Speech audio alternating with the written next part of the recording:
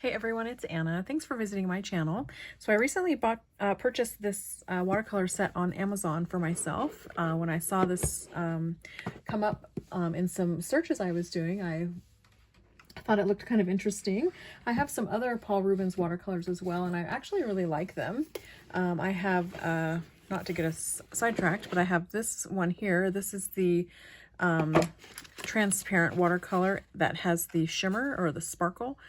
I think they call this phosphorescent, but I think it just means that it has glitter in it. So this is a really fun set to use actually. The colors are really bright and pigmented, and the tin comes with this nice chamois cloth, and it's a really beautiful high quality paint palette.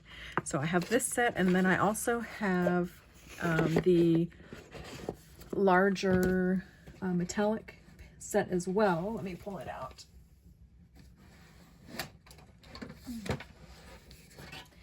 It came in a pink box, and this is also artist quality watercolor. If I can get the box open. And this set also came with a swatch sheet as well, and these are like metallic or pearlescent type colors. You can see the reflection there. So this set also came with a nice chamois here, and this tin is flat pink, but also really beautiful paints. I do enjoy painting with them. So when I saw this other set come up, I thought I would give it a purchase as well, just because I don't have the Paul Rubens plain watercolors. Both of the sets that I have are kind of specialized sets with the glitter and the metallic additives. So I thought I would get one of their regular watercolor sets. This one was marketed with as a quote-unquote gemstone palette, so I think the color selection is a little bit different from their previous artist grade watercolor sets. So it would be interesting to see how those colors compare. I don't actually have one of them to compare it to, but you know, I'll give this one a try anyways. So this is the box here. They always come in really nice sturdy packaging boxes, and their corners were dented here in shipment, it looks like, but I don't expect there to be any damage to the tin inside. So it looks like this set, instead of coming with one of those really nice chamois, comes with one of these mesh bags. That's interesting. I actually prefer the chamois. But here is the bag, and this tin is white. They also had the option of one that was like an emerald green color, which I really wanted, over the white one, but the white one was actually on sale where the green one wasn't, so I opted for the white. It's a really nice high quality tin. The paint on the tin is like a pearlized white. It's really beautiful actually. And then on the bottom it has a little ring so that if you're outside or you need to hand hold your watercolor palette, you can slip this little ring over your finger, and then that helps you hold it in your hand nice and steady. I usually remove these from most of my paint palettes because I don't generally take them outside and have to hold them. So let's go ahead and open it here. They have Paul Rubens engraved in the tin, or embossed in the lid there. So there's nice 4 big nice mixing wells, and it's a nice soft matte finish to that. Nice additional pan here, which also folds out. This one actually lays flat, where this one stays, relatively level. This one actually folds down all the way to the table surface.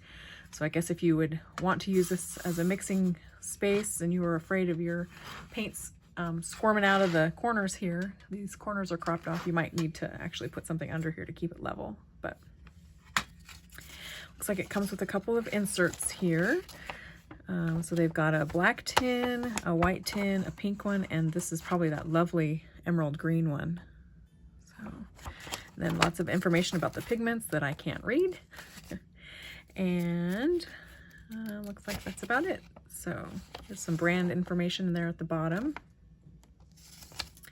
If you're interested in learning more about them as a company. Let's see. Lots of quotes. There's a little quote down here at the bottom. There was quotes on the box. So this is just your swatch card. So it's not expensive paper or watercolor paper, but it does the job of getting the color down, and then you have reference to the color name and the pan color number as well. Interesting that there's a black and a Payne's gray. It'll be interesting to see how those compare. Got some greens, cyan, Prussian blue, indigo, ultramarine, violet, Naples yellow. Naples yellow is usually one of my favorite colors in a palette. Ooh, an opaque white. So interesting. I don't generally use whites in palettes. So interesting that they included that, and a black. So this is what the pans look like. They come wrapped, and I'll go ahead and pop one out so we can take a look at it. They are half pan, and they look to be about your standard half pan size, and completely wrapped with a paper sticker. So I'll go ahead and unwrap all of these just so you don't have to watch me do that. But it's nice that the wrappers come with some pigment information on the side, which, woo, if I had my glasses on, I could probably read. Looks like this is PR 255. And then they have some light fast ratings on here as well. That's interesting. So yeah, this is cadmium red hue. So I'll go ahead and unwrap all these and get the palette all set up, and then I'll come back on and do some paint swatching. So it looks like this actually lifts out as well. So if you wanted to use this third space here as a mixing well, you could do that too. So anyways, I'll be right back. All right, so I've got all of the pans opened except for one. So there you can see all the beautiful colors. And I did take the little tray out of the palette here, which I'll set back in place. So I thought I would just show you how I undid the pan wrappers. So I thought these were paper, but they're actually not. They're just like a thin plastic. So what I did is I ended up taking a sharp pair of scissors and slicing up one side where the pigment information is. I tried to retain that and the light fast stars. And then I flipped the pan over, and there's a web address and a email address here at the bottom of the sticker. And I just used my same scissors to kind of slice in between those two reference items. And then that allowed me to really quickly pull the back of the pan sticker off, and then pull the front of the pan sticker off as well. And then I just stuck that pan sticker to the back of the half pan. And now I've retained not only the color information and the light fastness, but also the color number here on the front and the pan number as well. So if I need to reference that later for whatever reason, I have it there. And so now I'll go ahead and set this back into the palette so you can see what it looks like, having them all nice and pretty. I'll go ahead and push these into place here. There we go. And I like that the metal pans have these little, they're like little tabs, but they're like little handles so that you can lift the tray palette in and out of the container. So there's that. The colors look really beautiful. I'll go ahead and swatch them for the first time on the swatch card that they provided, just so I have this as reference. I kind of like just having, you know, the name and number written there so that I don't have to do that detail as well. And then I have another piece of paper here, an actual watercolor paper that I'll go ahead and test the colors on as well, so we can see what they look like on some actual nice watercolor paper. So I'm going to use my Princeton angular brush. This is a 3/8 inch brush, and I just have a little pot of water here off to the side. So let me raise my light a little bit so I'm not banging into it every time. And actually, I need to plug my phone in this evening. All right, so now you're all powered up and the phone won't die while I record. So I'll just go ahead and do a quick swatch of the colors. And let's see, we have to start with opaque white. So I don't generally use white. I'll leave it in the palette for a while until I decide maybe something else needs to go in its place. But and I usually just do a quick swatch on here. I don't get too complicated by doing any opacity testing or anything like that. I just want to get the colors down here on the card itself. This is light yellow lemon. Super bright neon-y type color. The next color here is cadmium yellow hue. You'll see hue listed on cadmium colors if they don't actually have real cadmium in the paint itself. Cadmium has been known to be a carcinogen, and so it's not typically used in a lot of paints anymore. even though it's such a low exposure. I question the need for that, but I guess it's good for the people who actually make the paints, then they're not around all that dust, cadmium dust. So the Indian yellow is really beautiful. That's a really beautiful color, actually. I don't really like how Indian yellow is made, or has historically been made. It was actually used, made with cow urine, where they were fed mango leaves, and so it intensified the color of their urine. I don't know if it's still made like that, but so Naples yellow, that's an interesting color. Has a little bit more opacity than the others. I have a Schminke Naples yellow. I really like it. So here is orange. That's really orange, but really nice clear color. Let's see, the next one is cadmium red hue. These pans re-wet really nice and easily. I didn't spray the palette or anything like that, so just be able to pick up color just with the water in my brush is really nice. So the next one is carmine.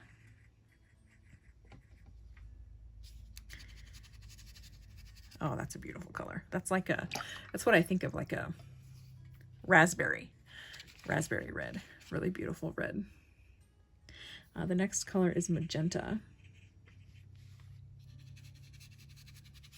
It's just a little bit more pink than the carmine. Let me go ahead and move this out of the way.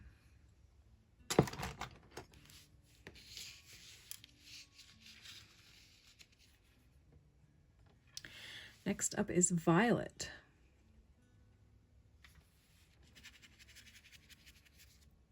And that has a little bit of opacity to it as well. It's not bad though. It's not quite as bright of a color as the others. Next up is indigo. Indigo is one of my favorite colors. Oh my gosh, that's lovely. It's really, really dark.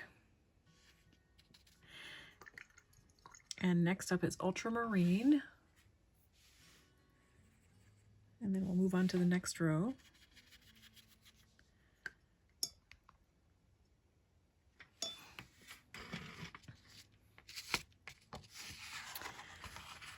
Really beautiful. I think these are going to be fun to use. So we'll go ahead and move that up here. And so next up is, let's see, Prussian blue. I really love Prussian blue as well. How do I want to do this? I think I need to do it this way. So I put my most intense color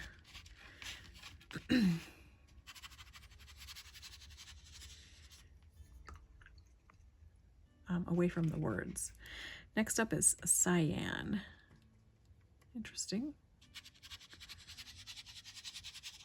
Those are so close together. With the ultramarine too, it would have been nice if they included maybe a more of a sky blue, like a cerulean blue.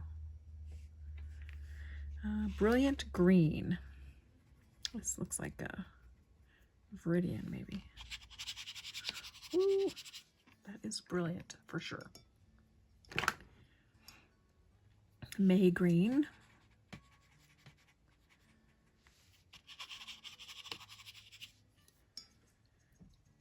Next up is permanent green. See, I don't get too crazy with my swatches here on these cards. I just want to see what the color looks like. Basically have a reference. So if my pan gets jostled and I get some pans out of place, then I know which color is which. That one is yellow, or excuse me, olive green yellowish. Next up is yellow ochre. Yellow ochre. Ochre? I never know how to say that. That has a little bit of opacity as well. You can see how it, for example, the May green, you can really read very clearly, whereas the yellow yellow ochre, is being hidden slightly by the paint there. Next up is Burnt Umber.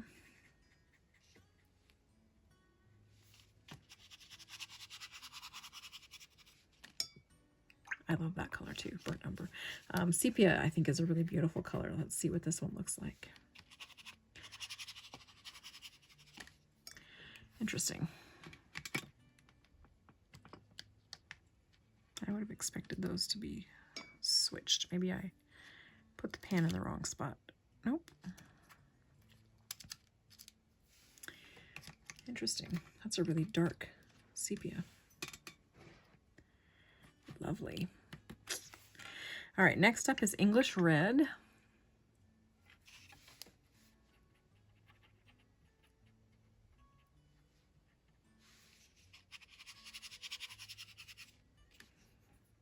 Payne's Gray. I also love Payne's Gray. I like Payne's Gray Blue. I think it's a really beautiful color. Ooh, that's dark. Interesting that their Payne's Gray is so dark, and then they also included a black.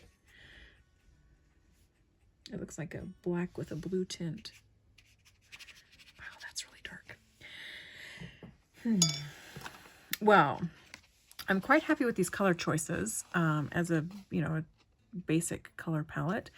This is a little bothersome that the Payne's Gray is such a dark color and so similar to their black. So that's kind of like a duplicate, I would suggest.